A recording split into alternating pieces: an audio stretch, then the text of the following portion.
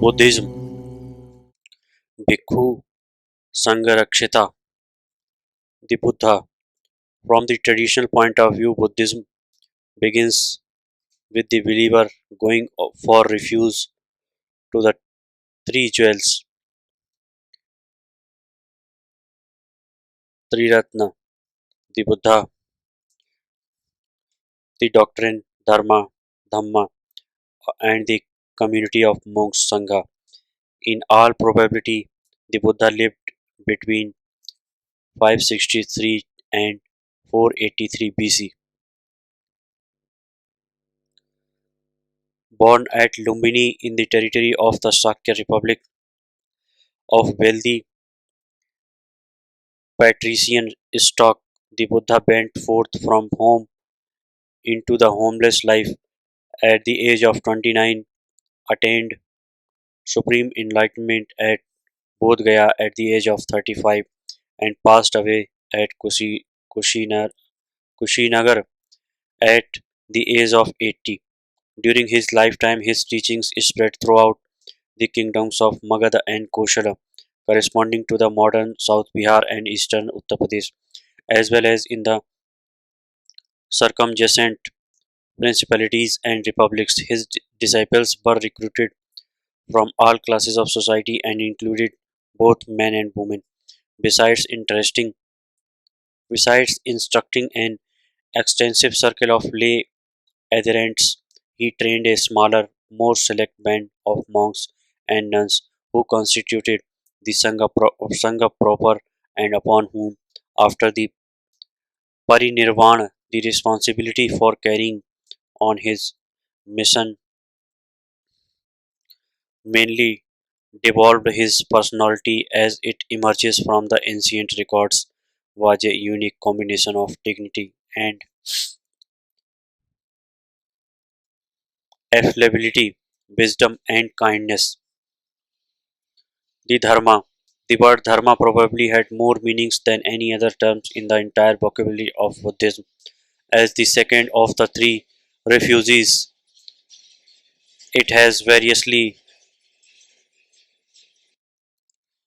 it has variously translated as law, truth, doctrine, gospel, teaching, norm, and true idea, all of which express some aspect of its total significance. The Dharma consists of various doctrine or teachings according to the most ancient canonical accounts for a crucial episodes. The truth, law, or principle which the Buddha perceived at the time of his enlightenment, in the perception of which, indeed, that enlightenment consisted, and which, on account of its abstruse, abstractness, he was the first reluctant to resolve to a passion-ridden generation, was that of the conditionally co-producedness, paticca, samuppanna of things.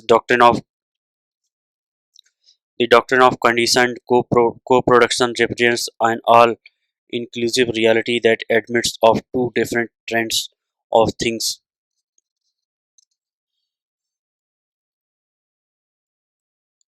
in the whole of existence. In one of them, the reaction takes place in a cyclic, cyclical order between two opposites such as pleasure and pain, virtue and vice, good and evil. In the other, the reaction takes place in a progressive order between two counterparts or complements, or between two things of the same genus. The succeeding factor argumenting the effect of the preceding one.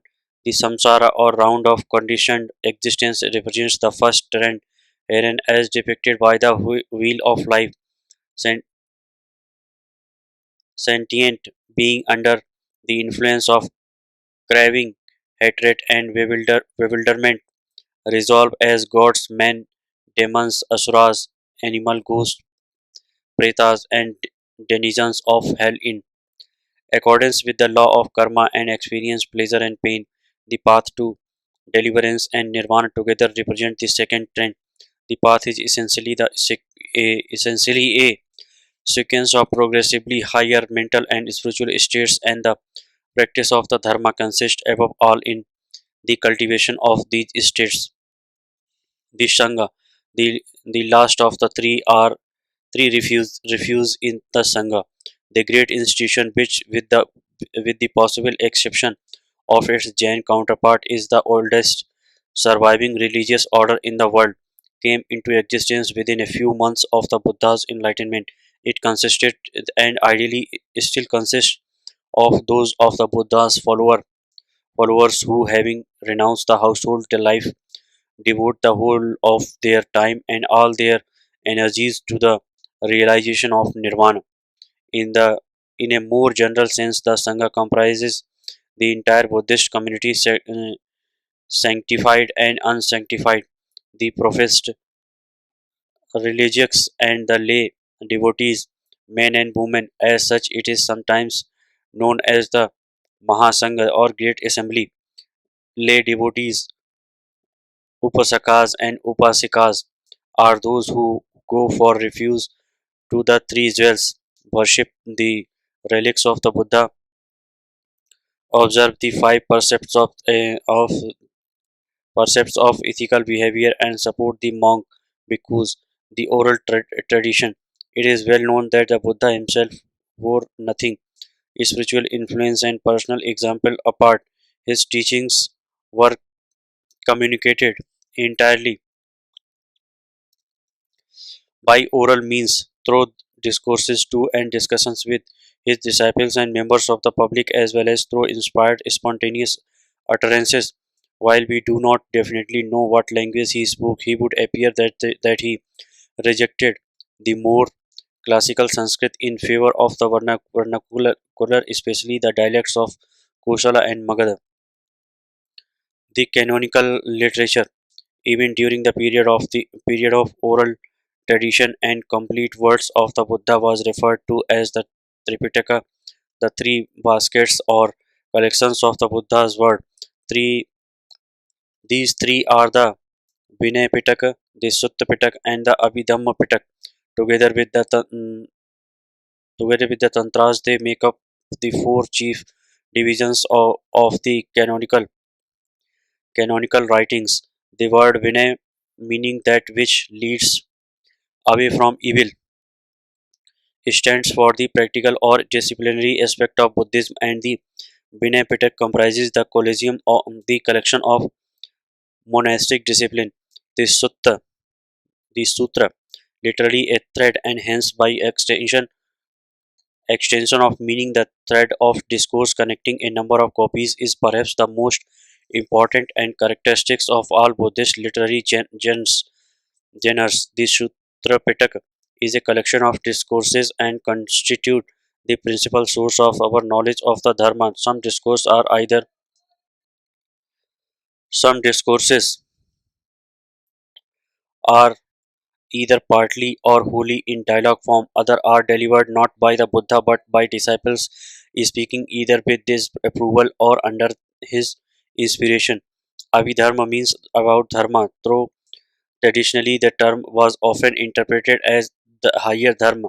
The Abhidharma Pitak is a collection of highly scholastic tra- treatise, treatises which annotate and explain the texts of the Sutra Pitaka, define technical term, arrange numerically classified doctrine in order, give a systematic philosophical exposition of the teachings, and establish a consistent method of spiritual practice.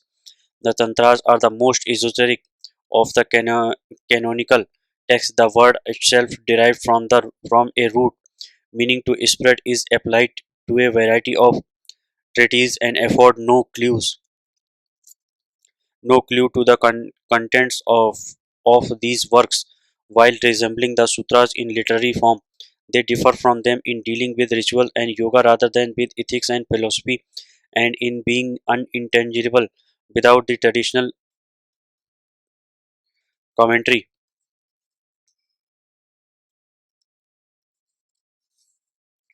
The greater part of this enormous literature is now available only in translation. the principal collection being the empirical Chinese Tripitaka and the Tibetan Kanjur and translated word of Buddha within the last 100 years. However, the number of Sanskrit Buddhist texts, both canonical and non-canonical, have come to the light in Gilgit, Pakistan, and been recovered from the sands of Central Asia. Phases of development from the parinirvan of the Buddha to the sack of Nalanda, 1197 C. Indian Buddhism passed through three great phases of development traditionally known as the Hinayana, the Mahayana, and the Vajrayana, each with his each with his own characteristics and its own spiritual ideals. These phases were not mutually exclusive. The earlier yanas, besides continuing to exist as independent schools, were also incorporated in the later ones and regarded as constituting, with modifications, their indispensable theoretical and practical foundation. The Hinayana little vehicle or lower way was so called by the Mahayanist because it teaches the attainment of salvation for oneself alone. It is predominantly ethico psychological in character, and its spiritual ideal is embodied in the austere figure of the Arhant, a person in whom all carving is extinct and who will no more be reborn. The Hinayana insist upon the necessity of the monastic life, with which indeed it tends to identify the spiritual life altogether. The laity simply observe the more elementary percepts, worship the relics of the Buddha, and support the monks, by which means merit punya is accumulated and rebirth in heaven assured. The Mahayana, literally great vehicle or great way, is so called because it teaches the salvation of all, predominantly devotional and metaphysical in character. Its ideal is the Bodhisattva, the heroic being who, practicing the six or ten perfections paramita throughout thousands of lives, aspired to the attainment of Buddhahood for the sake of all sentient beings.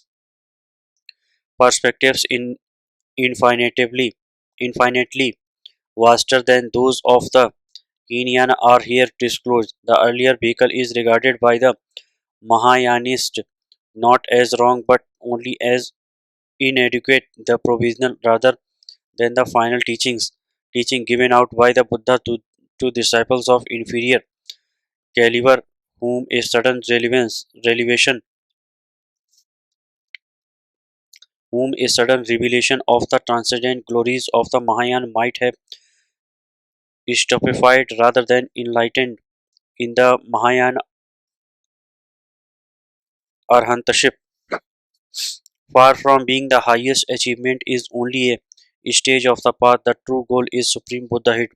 The Vajrayana, the diamond vehicle, and or adamantine way, adamantine way, is so called because, like the irresistible Vajra, meaning both thunderbolt and diamond, is immediately annihilates all obstacles to the attainment of Buddhahood. It is predominantly yogic and magical in character, and its ideal is the Siddha, a man who is so much in harmony with the cosmos that he is under no constraints whatsoever, and able as a free agent is able to manipulate the cosmic forces both inside and outside himself.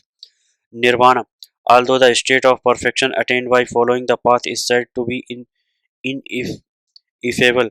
It is referred to in the scriptures by the bewildering rich variety of names. The best known of these in the West is Nirvana, Pali Nibbana, from the root va, meaning to blow, and the prefix nir, out or off. Hence, the traditional explanations of Nirvana as the blowing out of the fires of greed, hatred, and delusion, and as the state wherein the thirst for sensuous experience, for continued experience, and even for non existence is altogether absent. However, the goal of Buddhism is far from being a purely negative state. Nirvana is a state of absolute illumination, supreme bliss, infinite love and compassion, unshakable serenity, and unrestricted spiritual freedom. It is for the Hinian and eternal, unchanging extra-mental spiritual entity wholly unconnected with the cosmic process, and for the Mahayana, the absolute reality transcending all oppositions, including that between itself and samsara, at the supreme object of the spiritual consciousness or Dharmakaya. It is the embodiment of great wisdom and great compassion and embraces all possible virtues and perfections. It is the infinite light, Amitabh, and boundless life, Amitayus, which has nothing to do with personal immorality, divine and revival.